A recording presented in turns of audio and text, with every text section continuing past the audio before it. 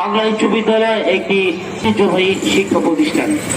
নারায়ণগঞ্জ জেলায় এই শিক্ষা প্রতিষ্ঠানটি অনেকবার প্রথম স্থান অধিকার করেছে। এরকম ঘটনা দেখছি যে ছাত্রী শিক্ষিত হচ্ছে, বিভিন্ন শিক্ষকের নামে অভিযোগ আসছে, ছাত্রছাত্রীদের নামে অভিযোগ আসছে। এগুলো থেকে আমাদেরকে বের হয়ে আসতে হবে।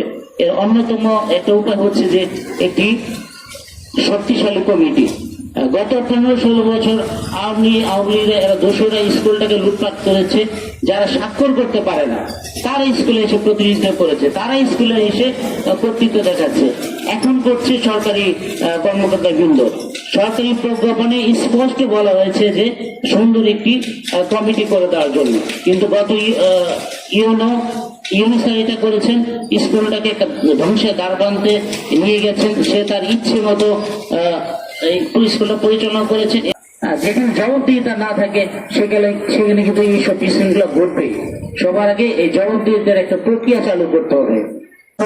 শিক্ষক নামে যারা এই যে ভক্ষক রয়েছেন, এরা বিভিন্ন সময় এই বাচ্চাদের সাথে এই অসদাচরণ আচরণ করে, এগুলো খুবই দুঃখজনক। তারা আমাদের সন্তান, তারা আমাদের কলিজার টুকরা, আমাদের কলিজা আঘাত লাগে, হৃদয় রক্তকরণ হয় যে আমাদের বাচ্চাদের গায়ে তারা হাত দেয়। এটি খুবই